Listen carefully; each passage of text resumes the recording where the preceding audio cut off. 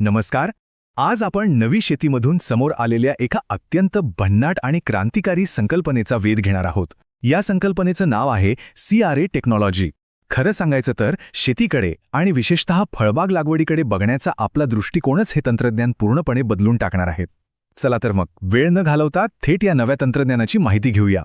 आता सुरुवातीलाच एकदम माइंड बेंडिंग प्रश्न उभा राहतो. कमी पाण्यात फळबागा दुप्पट ताकदीने कशा काय वाढू शकतात? म्हणजे हे ऐकायला थोडं अशक्यच वाटतं ना?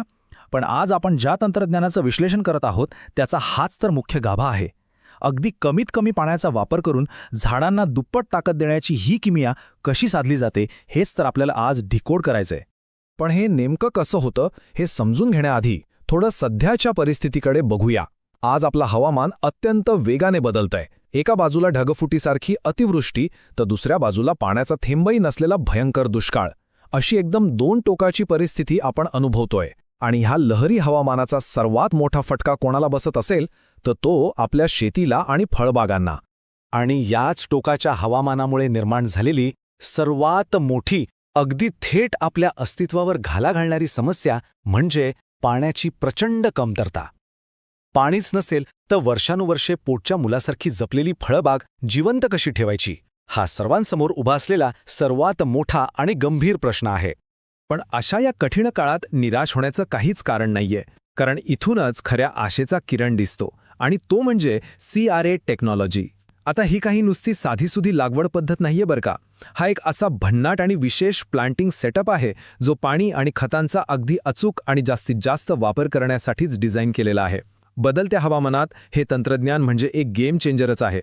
तर ही पद्धत प्रत्यक्षात काम तरी कशी करते? बघा, नेहमीसारखा साधा खड्डा इथे करायचा नाहीये. यातली पहिली पायरी म्हणजे एक व्यवस्थित खोल खड्डा खणणे. त्यानंतरची सर्वात महत्त्वाची स्टेप म्हणजे त्या खड्ड्याच्या चारही कोपऱ्यांमध्ये PVC पाईप्स उभे करायचे. तिसऱ्या पायरीत ह्या उभा केलेल्या पाईप्समध्ये वाळू भरायची. आणि मग चौथी आणि शेवटची पायरी, हे जे PVC पाईप्स आपण उभे केले होते ना ते हळूच काढून घ्यायचे. ऐकायला अगदी सोपी अशी ही कृती वाटते, पण खरी जादू याच प्रक्रियेत दडलेली आहे. आणि ती जादू म्हणजे व्हर्टिकल सँड कॉलम्स किंवा वाळूचे उभे स्तंभ. जेव्हा आपण ते PVC पाईप बाहेर काढतो तेव्हा जमिनीत वाळूचे हे सच्छिद्र आणि उभे स्तंभ तयार होतात. CRA टेक्नॉलॉजीचा खरा आत्माच हा आहे. आता साहजिकच प्रश्न पडतो की ह्या वाळूच्या स्तंभांचा नेमका उपयोग काय? हे असं करून काय साध्य होणार? त्याचं उत्तर असं आहे, पारंपरिक पद्धतीत आपण पाणी देतो तेव्हा होतं काय? बहुतांश पाणी हे जमिनीच्या वरच्या थरातच राहतं, वाया जातं किंवा उडून जातं. पण या वाळूच्या स्तंभांमुळे एक मोठा चमत्कार घडतो. हे स्तंभ म्हणजे पाणी आणि द्रवरूप खतांसाठी जणू एक थेट हायवेच तयार करतात. यातून पाणी आणि खतं थेट झाडांच्या मुळांपर्यंत म्हणजे एकदम रूट झोनमध्ये जाऊन पोहोचतात. पाणी वरच्या मातीत अडकून न राहता थेट तिथेच पोहोचतं जिथे त्याची झाडाला सर्वात जास्त गरज असते. आता या डायरेक्ट डिलिव्हरीचा परिणाम काय होतो तर झाडाला अगदी योग्य प्रमाणात पाणी मिळतं, जास्तीचं पोषण मिळतं आणि साहजिकच मुळं एकदम स्ट्रॉंग होतात. या सगळ्या चेन रिॲक्शनमुळे झाडाची एकूणच वाढ खूप जलद होते. आणि यातील सर्वात भारी आणि लक्षात घेण्यासारखी गोष्ट म्हणजे या पद्धतीमुळे झाडांना फळधारणं अत्यंत लवकर सुरू होते. हे खरोखरच आश्चर्यकारक आहे.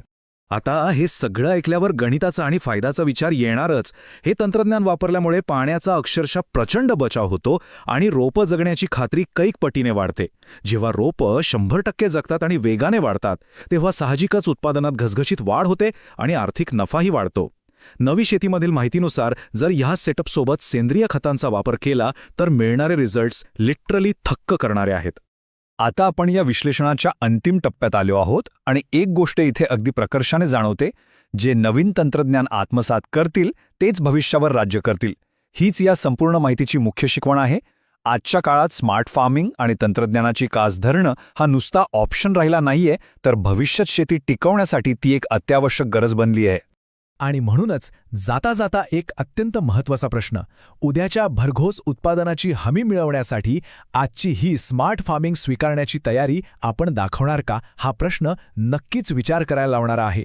नवी शेतीच्या माध्यमातून समोर आलेली ही माहिती जर महत्त्वपूर्ण वाटली असेल तर अशाच दर्जेदार विश्लेषणासाठी चॅनलला नक्की सबस्क्राईब करा.